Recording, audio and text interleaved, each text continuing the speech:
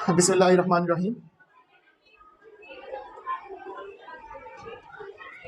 مطالعہ پاکستان کو ہم ریویو کر رہے ہیں، دوبارہ سے پڑھ رہے ہیں، اور اب جو بھی لیکچر ہوا کرے گا یہ آپ کا یوٹیوب چینل پہ اور گروپ ہے جو ٹیچرز اور اسٹوڈنٹس گروپ ہے اس میں ہم شیئر کریں گے۔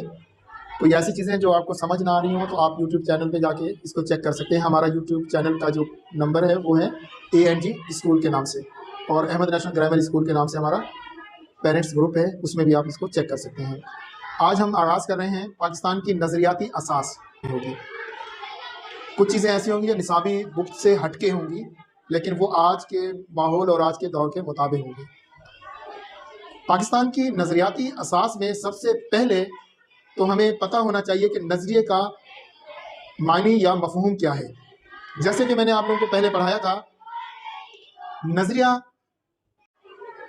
بسم اللہ الرحمن الرحیم۔ مطالعہ پاکستان کو ہم ریویو کر رہے ہیں، دوبارہ سے پڑھ رہے ہیں، اور اب جو بھی لیکچر ہوا کرے گا یہ آپ کا یوٹیوب چینل پہ اور گروپ ہے جو ٹیچرز اور اسٹوڈنٹس گروپ ہے اس میں ہم شیئر کریں گے۔ کوئی ایسی چیزیں جو آپ کو سمجھ نہ آ رہی ہوں تو آپ یوٹیوب چینل پہ جا کے اس کو چیک کر سکتے ہیں۔ ہمارا یوٹیوب چینل کا جو نمبر ہے وہ ہے ANG اسکول کے نام سے، اور احمد نیشنل گرامر اسکول کے نام سے ہمارا پیرنٹس گروپ ہے، اس میں بھی آپ اس کو چیک کر سکتے ہیں۔ آج ہم آغاز کر رہے ہیں پاکستان کی نظریاتی اساس۔ مطالعہ پاکستان میں جو ہمارا جو مرکزی ماخذ یا اہم ہوگا وہ پاکستان کے بارے میں ہی معلومات ہوں گی۔ پاکستان کے حوالے میں موجودہ ٹائم یا موجودہ دور میں جو حالات چل رہے ہیں ہمارے ملک کے، اس پہ ہم نے ڈسکشن کرنی ہوگی۔ کچھ چیزیں ایسی ہوں گی جو نصابی بک سے ہٹ کے ہوں گی، لیکن وہ آج کے ماحول اور آج کے دور کے مطابق ہوں گی۔ پاکستان کی نظریاتی اساس میں سب سے پہلے تو ہمیں پتہ ہونا چاہیے کہ نظریے کا معنی یا مفہوم کیا ہے۔ جیسے کہ میں نے آپ لوگوں کو پہلے پڑھایا تھا، نظریہ یہ فرانسیسی لفظ ہے، یونانی لفظ نہیں ہے، فرانسیسی لفظ ہے، اور یہ دو اجزاء یعنی آئیڈیا اور لوجی سے مل کے بنا ہے۔ آئیڈیا کا مطلب کیا ہے؟ کسی بھی قسم کا کوئی نظریہ۔ آئیڈیا کسے کہتے ہیں؟ نظریہ۔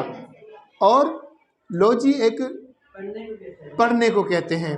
لہٰذا آئیڈیالوجی کا مطلب یہ ہے کہ کسی بھی ثقافت یا کسی بھی معاشرے میں رہنے والے لوگوں کے رہن سہن، ان کا مل بیٹھ کے رہنا، ان کا ہمیں معلومات جو ہوتی ہے اس کو ہم آئیڈیا کہیں گے یا آئیڈیالوجی کہیں گے۔ آئیڈیا لفظ نکلا ہے نظریے سے، اردو میں ہم اسے کیا کہتے ہیں؟ نظریہ۔ جب ہمارا ملک پاکستان معرض وجود میں نہیں تھا، ہندوستان پہ برٹش گورنمنٹ تھی، تو اس وقت سب سے پہلا جو نظریہ آیا تھا، نظریے کے بعد ہی مسلمانوں نے جاگنا شروع کیا تھا۔ سر سید احمد خان نے پہلا نظریہ 19ویں صدی میں دیا کہ جب تک مسلمان جدید دور میں داخل نہیں ہو سکتے وہ ترقی نہیں کر پائیں گے۔ لہٰذا سر سید احمد خان نے جدید دور میں داخل ہونے کے لیے مسلمانوں کے ساتھ ان کو قومی دھارے میں داخل کرنے کے لیے مسلمانوں کو اسکولز بنائے، مدرسے کو اسکول کی شکل دی، اسکول سے کالج بنا، علی گڑھ یونیورسٹی میں آج کل وہ شفٹ ہے، اور وہاں سے مسلمان اسکالرز پیدا ہوئے جنہوں نے اس دور کے ملک کے اندر برابری کی سطح پہ آ کے کام کرنا شروع کیے، اور ایک آہستہ آہستہ وہی نظریہ بنیاد بنا مسلمانوں کے لیے ایک علیحدہ ثقافت اور علیحدہ ملک کی، جس کو بعد میں مسلمانوں کے لیے ایک علیحدہ ملک کے مطالبے کے طور پہ منظور کیا گیا۔ اسی نظریے کو لے کر آگے علامہ محمد اقبال رحمۃ اللہ علیہ نے خطبہ الہ آباد کے اندر تمام مسلمانوں کی موجودگی میں ایک خواب دیکھا۔ نظریہ ہم ایک خواب کو بھی کہہ سکتے ہیں۔ جب تک ہم کسی خواب کو نہیں دیکھیں گے اس وقت تک ہم اس کی تعبیر حاصل نہیں کر سکتے۔ علامہ محمد اقبال رحمۃ اللہ علیہ نے جو خواب دیکھا تھا وہ کیا تھا؟ انہوں نے محسوس کیا کہ ہندوستان میں رہتے ہوئے مسلمانوں کو کبھی بھی آگے بڑھنے کا موقع نہیں دیں گے۔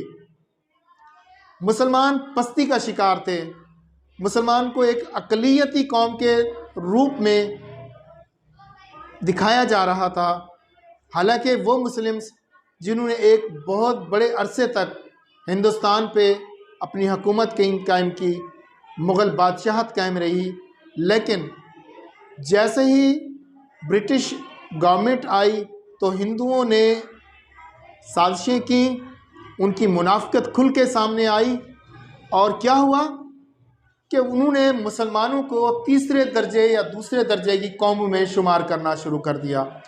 جب جاب دی جاتی، نوکری دی جاتی، تو مسلمانوں کو چوکیدار، کلرک یا چپڑاسی کی حیثیت تک نوکری دی جاتی تھی۔ اگر ان کو پولیس یا فوج میں بھرتی کیا جاتا تھا تو ایک عام سپاہی کی حیثیت سے بھرتی کیا جاتا تھا، جس پہ انگریز گورنمنٹ کے جو آفیسرز تھے یا ہندو آفیسرز تھے وہ ان پہ حکم چلایا کرتے تھے۔ اصل مقصد کیا تھا؟ اصل مقصد یہ تھا کہ مسلمانوں کا جو عروج تھا، مسلمانوں کی جو شان و شوکت تھی، اس کو اتنا زوال پذیر کر دیا جائے کہ مسلمان جو حیثیت اس وقت مسلمانوں کی تھی، اس کی حیثیت کو اتنا نیچے لے کر آ جایا جائے کہ مسلمان اپنے آپ کو مسلمان کہلانے پہ فخر محسوس نہ کریں بلکہ شرمندہ ہونا شروع کر دیں۔ آپ نے دیکھا ہوگا کہ مغل بادشاہ جو لباس پہنتے تھے، آج کے دور میں آپ دیکھیں مغل بادشاہ جو لباس پہنتے تھے یا ان کے درباری جو لباس پہنا کرتے تھے، آج آپ کسی 5 اسٹار ہوٹل کی طرف چلے جائیں، جو اس کے دروازے پہ جو دربان بولا جاتا ہے کھڑا ہوتا ہے، چوکیدار جو کھڑا ہوتا ہے، جو دروازے کو کھولتا اور بند کرتا ہے، وہ لباس پہن کے کھڑا ہوتا ہے جو اس وقت کے امراء اور بادشاہ پہنا کرتے تھے۔ یہ کیا تھی؟ یہ مسلمانوں کی ثقافت کی تذلیل کی گئی، ان کو نیچا دکھانے کی کوشش کی گئی۔